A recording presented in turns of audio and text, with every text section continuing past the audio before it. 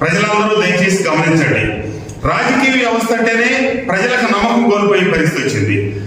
ఇట్లాంటి వ్యక్తులు రాజకీయాల్లో ఉన్నందువల్ల రాజకీయాలే దిగజారుతాయి అనేది ఇదవుతా ఉంది. నువ్వు సక్రమంగా మాట్లాడితే నీకు రాజ్యాంగం ఏమైతే కల్పించిందో మాట్లాడే స్వేచ్ఛ, నీ భావాలు వ్యక్తీకరించే స్వేచ్ఛ నీకు ఊరడ్రా. కానీ అదే రాజ్యాంగం నువ్వు ఎదుటి వ్యక్తుల్ని దిగజారి విమర్శిస్తే చూస్తూ ఊరుకోదు, శిక్షిస్తుంది. తప్పకుండా ఎప్పుడు ఈపు నోటిని బతిలాడుకుంటుందంట. నువ్వు సక్రమంగా ఉండవే, లేకపోతే నా ఈపు పగులుతుంది అని చెప్పి. జోగి రమేష్ విషయంలో అదే జరిగింది, అదే జరుగుతుంది. ఎక్కడ ఇప్పుడు నేను అటు వైసీపీలో కూడా పనిచేశాను.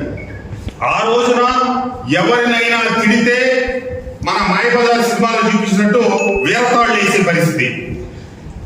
చంద్రబాబు నాయుడు గారిని, లోకేష్ గారిని తిడితే ఆ రోజున వీరతాళ్ళు వేసి జోగి రమేష్ కి మంత్రి పదవి ఇచ్చారు. ఈ రోజు కూడా మళ్ళీ భవిష్యత్తులో అదే ఉండాలి అని చెప్పి మళ్ళీ జగన్మోహన్ రెడ్డి గారి నుంచి వీరతాళ్ళు వేయించుకోవడానికి జోగి రమేష్ ఆయన దగ్గర మార్కులు సంపాదించడానికి కార్యక్రమం చేస్తా ఉన్నాడు. అంతే తప్పించి అతనికి ఎవరి కోసమో మాట్లాడుతున్నాడు తప్పితే విమర్శించే వ్యక్తికి కొన్ని అర్హతలు కావాలి. విమర్శించడానికి సబ్జెక్ట్ మీద పొట్టుండాలి. ఇదేమీ లేకుండా అసభ్య భాషతో అసభ్యకరమైన పదాలు ఉపయోగించడమే విమర్శ అనుకుంటే మరి దాన్ని కొంతకాలం తర్వాత ఎవరో సహించడమే వాస్తవాన్ని గమనించాలా.